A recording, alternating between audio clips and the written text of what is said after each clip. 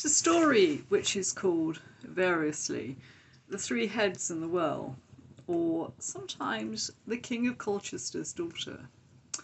Now, this is a very, very old story. This all happened before the reign of King Arthur and before the Knights of the Round Table. And Colchester, of course, is quite a long way south in England. And at this time was a very prosperous place. And there was a king who was married to a beautiful queen and had a daughter who was the image of her mother, beautiful and kind. And all was well and all was good. For the people lived on the fat of the land, and the king and the queen were happy. But then tragedy struck. And on the princess's 15th birthday, her mother passed away, leaving the king bereft. So after some time, he took another wife, and this wife had a daughter. But his second wife, although she was very wealthy, had a great hooked nose and a crooked back and a temperament to match, and her daughter was the image of her mother. So after a time,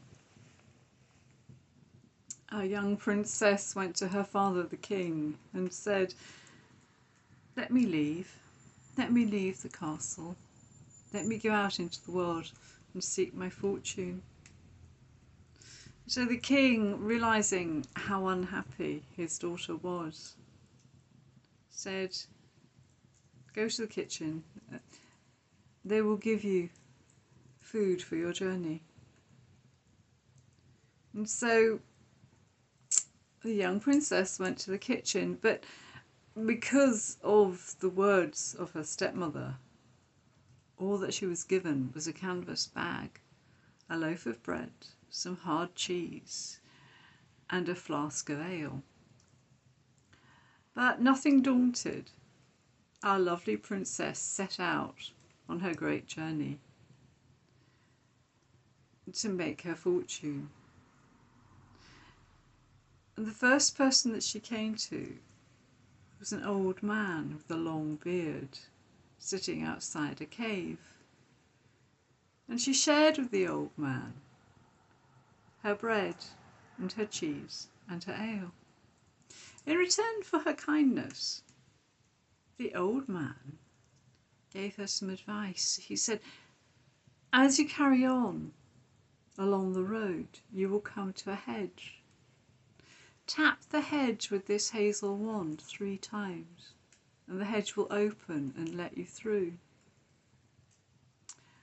Carry on through the hedge and you will find a well, and there in the well will be 3 heads. Do exactly what the heads ask, and all will go well with you. So our young princess carried on along the road, and indeed she found the hedge, and she tapped the hedge 3 times with the wand, and it parted and opened before her. And she carried on along the road, and there she found the well, and a head appeared. And the head said to her, take me out of the well, and comb my hair, and place me on the grass to dry. So the princess did that. And then another head appeared and said the same thing. So she combed the hair and placed the head on the grass so that it could dry. The third head appeared out of the well, and she combed the hair and placed the head on the grass so it could dry in the sunlight. And then after some time, all 3 heads asked to be returned to the well. And as they sank down to the bottom of the water, they spoke to each other and said, what can we do for this lovely maiden? The first said, she has beauty already, beyond compare. I will give her charm. The second head said, to go with her beauty, I will make her smell as beautiful as any freshly cut flowers.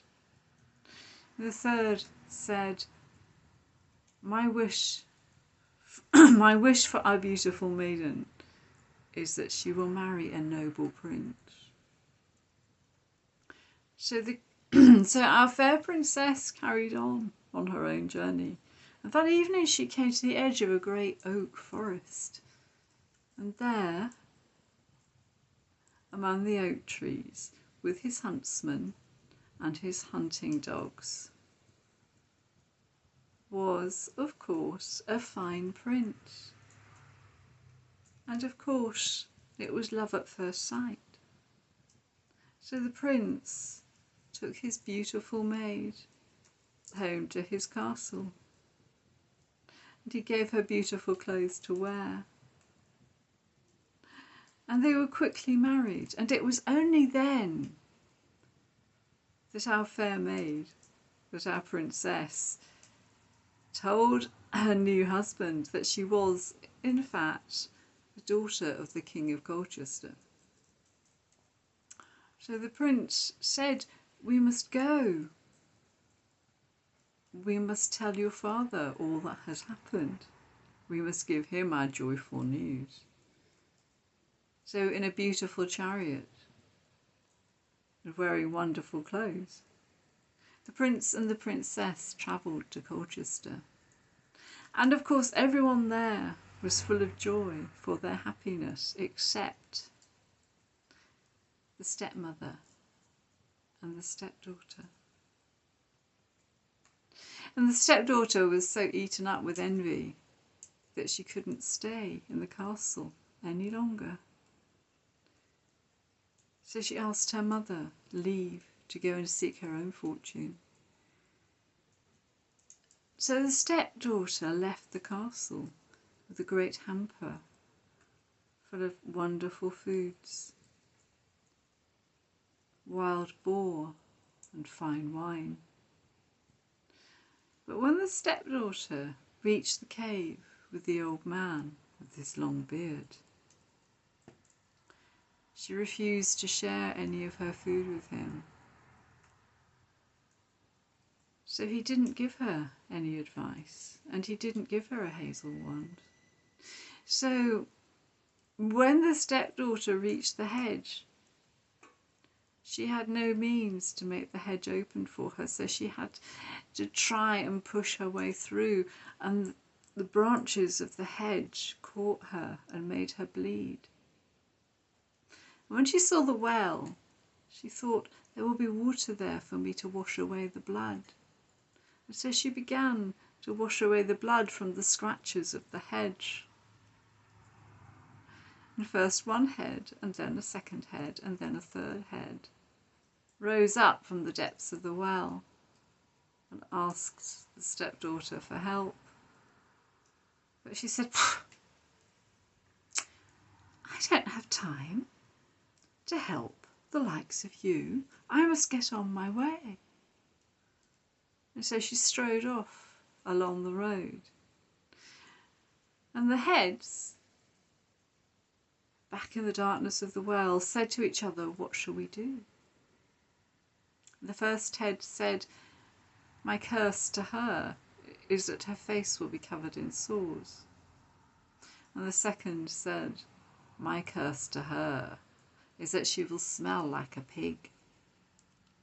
And the third head said, my curse to her is that she will marry a lowly cobbler.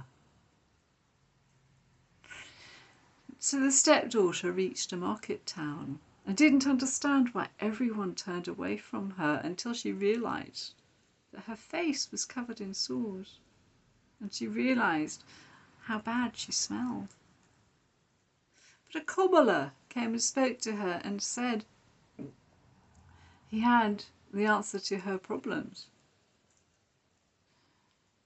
And in exchange for the ointment that he had, which would cure her sores, and the spirit in the bottle that he had, which would make her smell beautiful and fresh again, she must marry him. And the stepdaughter by now was so desperate, she would agree to anything. So she said yes to the cobbler. And he smeared ointment on her face which killed her sores, and poured the spirit from the bottle over her, and washed away the smell of the pigs. And so the stepdaughter and the cobbler returned to Colchester, and she introduced her new husband to her mother and her stepfather. And her mother was so horrified that her daughter had married a mere cobbler that she simply left the castle, and she left behind her all her wealth. So the king gave his stepdaughter and the cobbler enough money to make a good start in life. And the cobbler made the most wonderful shoes. And his wife, our stepdaughter, learned to spin.